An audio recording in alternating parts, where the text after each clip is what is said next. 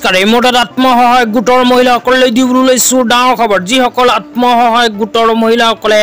মুখ্যমন্ত্ৰী মহিলা উদ্যমিতা অভিযান আঁচনি 10000 কোটি টকা পোৱাৰ বাবে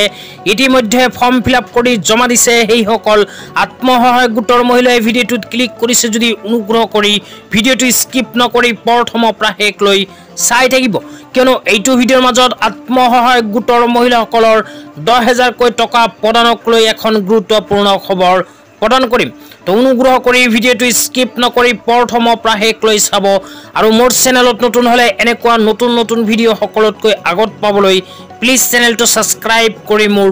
লগত থাকিব তো বলক ভিডিঅ'টো আৰম্ভ কৰি আত্মসহায়ক গোটৰ মহিলাসকলৰ 10000 কোটি টকা প্ৰদানক লৈ গুৰুত্বপূৰ্ণ আপডেটৰ বিষয়ে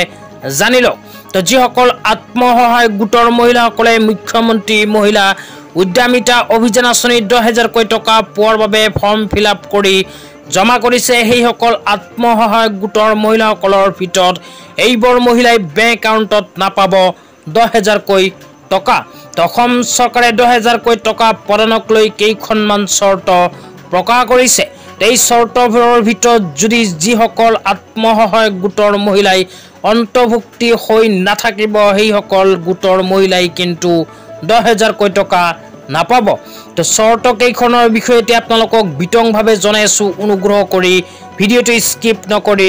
চাই থাকিব তো যিসকল আত্মসহায়ক গোটৰ মহিলাসকলে জেনেৰেল আৰু ওবিসি কাষ্টত অন্তৰ্ভুক্ত সেইসকল মহিলাৰ তিনিটাতকৈ অধিক সন্তান থাকিলে কিন্তু 10000 কোটি টকা নাপাব লগতে যিসকল গোটৰ মহিলাসকলে এসটি এসসি মৰাণ মটক চাহ জনজাতিৰ অন্তৰ্গত সেইসকল মহিলা যদি 4টাতকৈ অধিক সন্তান থাকে সেইসকল মহিলাও কিন্তু 10000 কোটি টকা নাপাব তাৰ পিছত আৰু কোৱা হৈছে মুখ্যমন্ত্ৰী মহিলা উদ্যোগীকৰণ অভিযান আঁচনিৰ অধীনত অসম চৰকাৰে মহিলাসকলক আৰ্থিকভাৱে সবলীকৰণৰ বাবে আৰ্থিক সাহায্য প্ৰদান কৰিব যাতে তেওঁলোকে আত্মসংস্থান আৰম্ভ কৰিব পাৰে তো যিসকল আত্মসহায়ক গোটৰ মহিলাসকলে 10000 কোটি টকা পোৱাৰ পিছত নিজা এখন ব্যৱসায় আৰম্ভ কৰিব সেইসকল আত্মসহায়ক গোটৰ মহিলাসকলে 10000 কোটি টকা লাভ কৰিব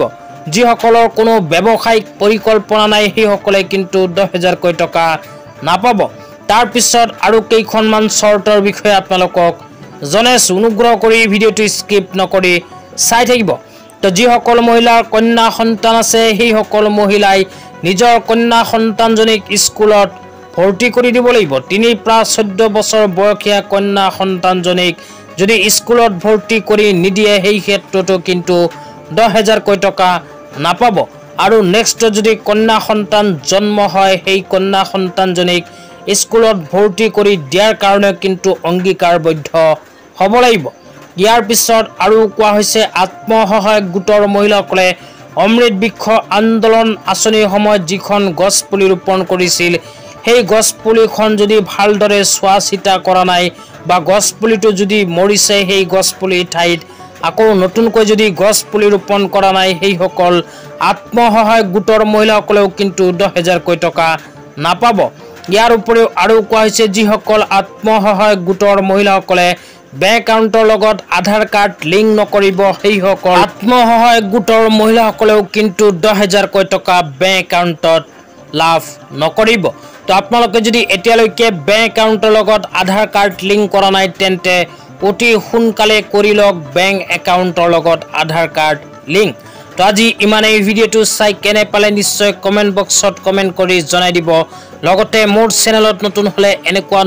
নতুন ভিডিঅ' সকলোতকৈ আগত পাবলৈ প্লিজ চেনেলটো সাবস্ক্ৰাইব কৰি মোৰ লগত থাকিব তো ধন্যবাদ।